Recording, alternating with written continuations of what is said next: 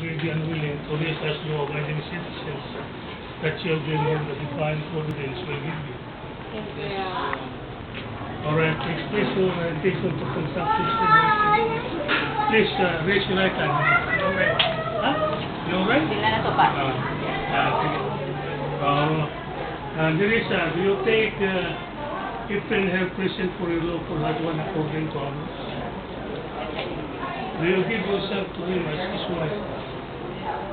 Do you accept him as your husband? Yes, I do. Hi, Nerissa. I, Nerissa, say April, her present, to my lawful husband, to have and to hold, from this day forward, to better for worse, for richer or for poorer, in sickness and in health, and for death will come. April, do you take Nerissa her present for your lawful wife? Yes, I do. Do you give yourself to her as your husband? Yes, I do. Do you accept her as your lawful wife? Yes, I do. I, April, take I, April. Aprente, Nerissa. Nerissa. her present for my local wife to have to hold this day forward for the better or for worse, for cheerful for and sickness or health, until death do us part. Well, very alright, please stand up. Ano yung pa rin eh? Yung mga ring na ng Nerissa. Kumain mo rin. Yeah. Oh, sige. Here. Oh. Yeah, so say it as a yeah, Nerissa, I give you this ring. Sige. Please, sige. Ngayon ko rin, Nerissa, I give you this ring.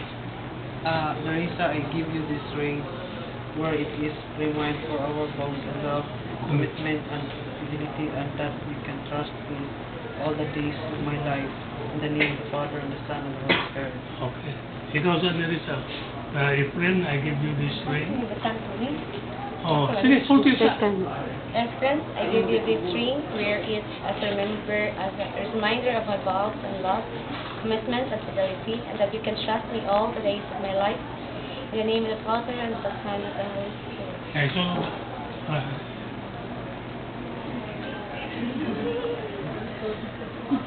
lakopte na April. Kopte na yung aras. Nasote na. Nerissa, I give you this aras. Sige.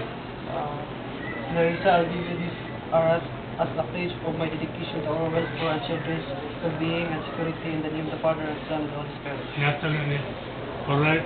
By virtue of the authority vested in me by law, I now confirm this bond of marriage in the presence of the witnesses and all the persons here gathered.